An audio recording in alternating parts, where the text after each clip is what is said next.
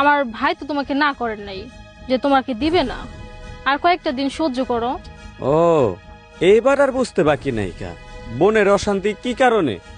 আমার তো চেষ্টার কোনো দিক দিয়ে কমতি ছিল না, আমি তো চেষ্টাই করে যাচ্ছি, কিন্তু কোনোভাবে তো টাকা ম্যানেজ করতে পারতাছি না যে একটা বাইক কিনে দিব। তুই কি আমার বলদ পাইছস নাকি?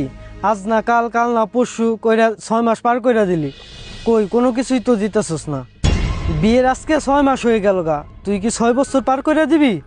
তোর টাকাও লাগবে না আর বাইকও লাগবে না, যা তুই এক্ষুনি বের হয়ে যা। আচ্ছা, বিয়ে 6 মাস পার হয়ে গেছে, তোমার কি আমার প্রতি একটু মায়া জন্ম নেয় নাই? তুমি কিভাবে পারতাছো আমাকে বাড়ি থেকে বের করে দিতে টাকার জন্য? আমার বাবাও নাই, মাও নাই, একটা মাত্র ভাই। আর ওই অনেক কষ্ট করে, তোমার কাছ থেকে কিছুদিন সময় নিচ্ছে।